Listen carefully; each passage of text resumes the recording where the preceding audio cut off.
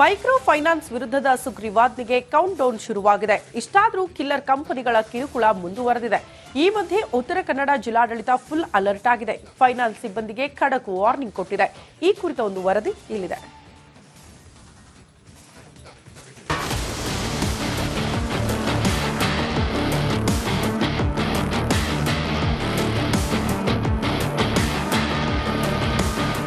Torture ರಾಜ್ಯಾದ್ಯಂತ micro finance torture ಮಿತಿ ಮೀರ್ತಿದೆ. ಬಡ್ಡಿ ಬಡ್ಡಿ ಬಡ್ಡಿ ಅಂತ ಬಡ್ಡಿ ಬಕಾಸುರರು ಬಡ ಜನರ ಜೀವವನ್ನ ಹಿಂಡುತ್ತಿದ್ದಾರೆ. ಉತ್ತರ ಕನ್ನಡ ಜಿಲ್ಲೆಯಲ್ಲೂ ಮೈಕ್ರೋ ಫೈನಾನ್ಸ್ ಕಂಪನಿಗಳು ರಾಕ್ಷಸನ ರೂಪ ತಾಳಿದೆ.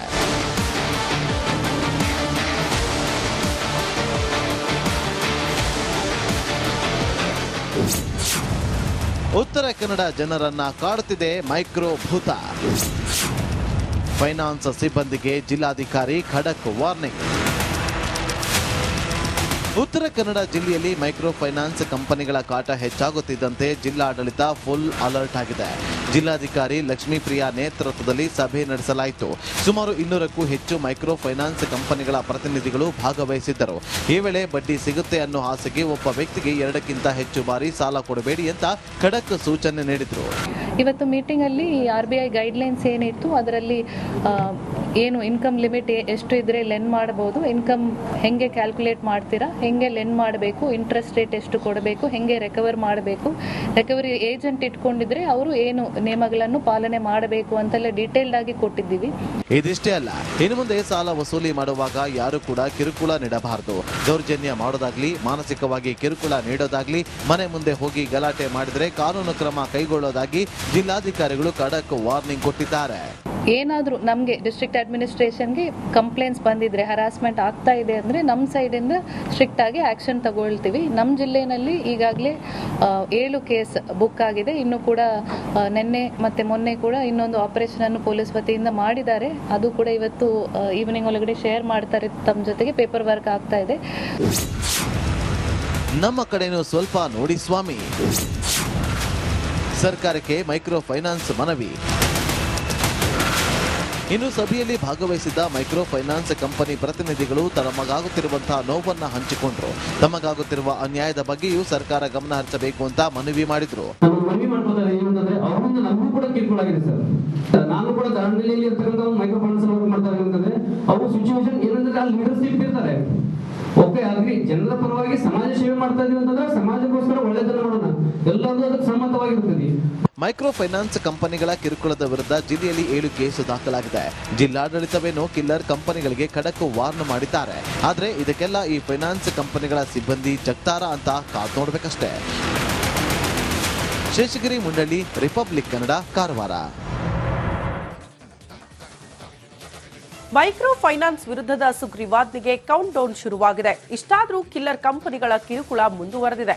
ಈ ಮಧ್ಯೆ ಉತ್ತರ ಕನ್ನಡ ಜಿಲ್ಲಾಡಳಿತ ಫುಲ್ ಅಲರ್ಟ್ ಆಗಿದೆ. ಫೈನಾನ್ಸ್ ಸಿಬ್ಬಂದಿಗೆ ಖಡಕ್ ವಾರ್ನಿಂಗ್ ಕೊಟ್ಟಿದೆ. ಈ ಕುರಿತ ಒಂದು ವರದಿ ಇಲ್ಲಿದೆ.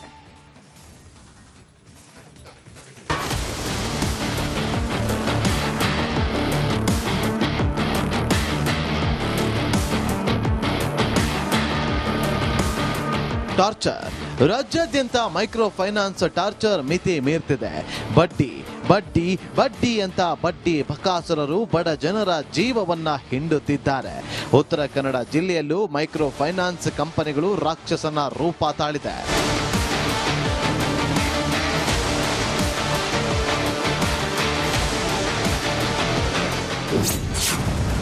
ಉತ್ತರ ಕನ್ನಡ ಜನರನ್ನ ಕಾಡುತ್ತಿದೆ ಮೈಕ್ರೋ ಭೂತ. ಫೈನಾನ್ಸ್ ಸಿಬ್ಬಂದಿಗೆ ಜಿಲ್ಲಾಧಿಕಾರಿ ಖಡಕ್ ವಾರ್ನಿಂಗ್. ಉತ್ತರ ಕನ್ನಡ ಜಿಲ್ಲೆಯಲ್ಲಿ ಮೈಕ್ರೋ ಫೈನಾನ್ಸ್ ಕಂಪನಿಗಳ ಕಾಟ ಹೆಚ್ಚಾಗುತ್ತಿದ್ದಂತೆ ಜಿಲ್ಲಾಡಳಿತ ಫುಲ್ ಅಲರ್ಟ್ ಆಗಿದೆ. ಜಿಲ್ಲಾಧಿಕಾರಿ ಲಕ್ಷ್ಮೀಪ್ರಿಯಾ ನೇತೃತ್ವದಲ್ಲಿ ಸಭೆ ನಡೆಸಲಾಯಿತು. ಸುಮಾರು 200ಕ್ಕೂ ಹೆಚ್ಚು ಮೈಕ್ರೋ ಫೈನಾನ್ಸ್ ಕಂಪನಿಗಳ ಪ್ರತಿನಿಧಿಗಳು ಭಾಗವಹಿಸಿದ್ದರು. ಈ ವೇಳೆ ಬಡ್ಡಿ ಸಿಗುತ್ತೆ ಅನ್ನೋ ಆಸೆಗೆ ಒಬ್ಬ ವ್ಯಕ್ತಿಗೆ 2ಕ್ಕಿಂತ ಹೆಚ್ಚು ಬಾರಿ ಸಾಲ ಕೊಡಬೇಡಿ ಅಂತ ಖಡಕ್ ಸೂಚನೆ ನೀಡಿದ್ರು.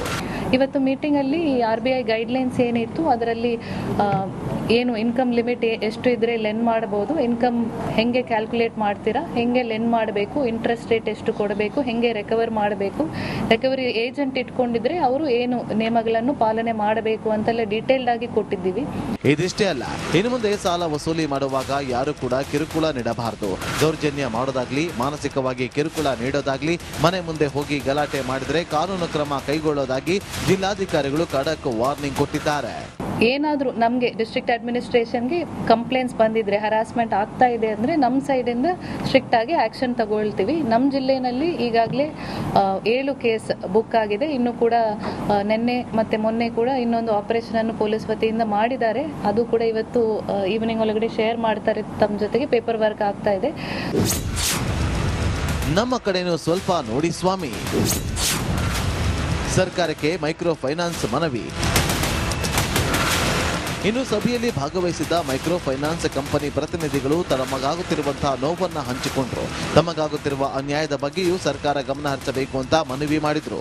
ಮನವಿ ಮಾಡ್ತಾರೆ ಏನಂತಂದ್ರೆ ಅವರಿಂದ ನಮಗೂ ಕೂಡ ಕಿರುಕುಳ ಆಗಿದೆ ಸರ್. ನಾನು ಕೂಡ ದಾಂಡೇಲಿಯಲ್ಲಿ ಇರ್ತಕ್ಕಂಥ ಮೈಕ್ರೋ ಫೈನಾನ್ಸ್ ವರ್ಕ್ ಮಾಡ್ತಾರೆ ಅಂತಂದ್ರೆ ಅವ್ರ ಸಿಚುವೇಶನ್ ಏನಂದ್ರೆ ಅಲ್ಲಿ ಲೀಡರ್ಶಿಪ್ ಇರ್ತಾರೆ.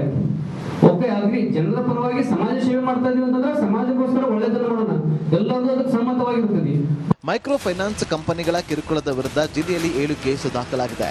ಜಿಲ್ಲಾಡಳಿತವೇನೋ ಕಿಲ್ಲರ್ ಕಂಪನಿಗಳಿಗೆ ಖಡಕ್ ವಾರ್ನ್ ಮಾಡಿದ್ದಾರೆ. ಆದ್ರೆ ಇದಕ್ಕೆಲ್ಲ ಈ ಫೈನಾನ್ಸ್ ಕಂಪನಿಗಳ ಸಿಬ್ಬಂದಿ ಜಗ್ತಾರ ಅಂತ ಕಾದು ನೋಡ್ಬೇಕಷ್ಟೇ. ಶೇಷಗಿರಿ ಮುಂಡಳ್ಳಿ, ರಿಪಬ್ಲಿಕ್ ಕನ್ನಡ, ಕಾರವಾರ.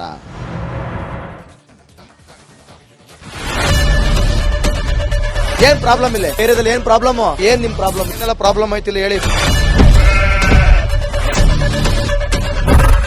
ಏನ್ರಿ ನಿಮ್ ಪ್ರಾಬ್ಲಮ್? ಏನ್ ನಿಮ್ ಪ್ರಾಬ್ಲಮ್ ಅಂತ ಹೇಳಿ. ಯಾರಪ್ಪ ನಗರಕ್ಕೆ? ಗಾಂಧಿನಗರ, ದಾಸರಹಳ್ಳಿ, ರಾಜರಾಜೇಶ್ವರಿ ನಗರ, ಚಾಮರಾಜಪೇಟೆ, ಹುಬ್ಬಳ್ಳಿ, ಚನ್ನಮರುತ್ತದ, ಮೈಸೂರಿಗೆ ಬಂದಿರೋದು. ಬ್ಯಾಡಗಿ ತಾಲೂಕಿಗೆ ನಾವು ಬಂದಿವ್ರಿ. ಸರ್ ಹೇಳಿ ಸರ್, ಏನ್ ಪ್ರಾಬ್ಲಮ್? ನಿಮ್ ಎಮ್ಎಲ್ಎ ಹೆಂಗೆ? ಏನೆಲ್ಲ ಸಮಸ್ಯೆಗಳು? ಏನ್ ಕಥೆ ಇಲ್ಲಿ ಬಂತ? ಯಾವಪ್ಪ ಯಾವತ್ತೂ ಬಂದಿಲ್ಲ. 2 months ಇಂದ ನೀರಿಲ್ಲ. ಟ್ಯಾಂಕರ್ ಬರ್ಬೇಕಾದ್ರೆ ರೋಡ್ ಸರಿ ಇಲ್ಲ ಅಂತ ಯಾರ ಹತ್ರ ಹೋಗಿ ಹೇಳೋದಕ್ಕೆ ನಮ್ಗೆ ಯಾರು ಇಲ್ಲ. ಕಿತ್ತೋದ್ರೆ ಏನ್ ಹಾಳಾಗೋದ್ರು ಇದು ಯಾರು ನೋಡರೇ ಗತಿ ಇಲ್ಲ. ನಾವಿದ್ದೀವಿ ಅಂತಾರೆ. ಇವಾಗ ಯಾರು ಎಮ್ಎಲ್ಎ ಮಗ ಒಂದ್ ದಿವಸನೂ ಬಂದಿಲ್ಲ. ಫುಲ್ ಸ್ಟ್ಯಾಂಡರ್ಡ್ ಲಕ್ಸುರಿಯಸ್ ಬೆಡ್ರೂಮ್ ಐತ್ರಿ ಅದ. Taj west end tradition blue. Meeting ನಿಮ್ದು ಮೀಟಿಂಗ್ ಇಲ್ಲಿ ಮಾಡ್ರಿ. ಇಷ್ಟು ವರ್ಷ ಆಯ್ತು, ಇದಕ್ಕೆಲ್ಲ ಯಾರು ಸರ್ ಜವಾಬ್ದಾರಿ? 2,000 ರೂಪಾಯಿ ಹೋಗ್ತೀನಿ ಬರ್ತಾ ಇದ್ದೀನಿ. ಬ್ಯಾಂಕಿಗೆ ಹೋಗ್ತೀನಿ ಬರ್ತೀನಿ 2,000 ಮಾತ್ರ ಬರ್ತಾ ಇಲ್ಲ. 2,000 ನಂದೇ ಹೊಂಟೋಯ್ತು. ನಿಲ್ಲ ಮೇಲೆ ಭಾರಿ ಐಟ್ ಅದಲ್ಲ ಮಾರ. ಬರಲ್ಲ ಕಣ್ರಿ ಸರ್. ರಾತ್ರಿ 1 ಗಂಟೆವರೆಗೂ ಎಣ್ಣೆ ಅಂಗಡಿ ತೆಗಿಬೇಕಂತ. ಬೆಳಿಗ್ಗೆ 4 ಗಂಟೆವರೆಗೂ ತೆಗಿಬೋದಲ್ಲ. ಮಗನೂ ನೋಡಲ್ಲ, ಯಾರು ನೋಡಲ್ಲ. ನಾನು ಒಬ್ಬಳು ನೋಡ್ಕೊಂತೀರಜ್ಜ. ಮೊಮ್ಮಕ್ಕಳಿಗೆ ಅಮ್ಮ ಅಪ್ಪ ಇಲ್ಲ, ಅವರು ನೋಡ್ಬೇಕು. ಬರ್ತಾ ಇದೀವಿ. ದೇವ್ರು ಬಿಟ್ಟಂಗೆ ಆಗುತ್ತೆ.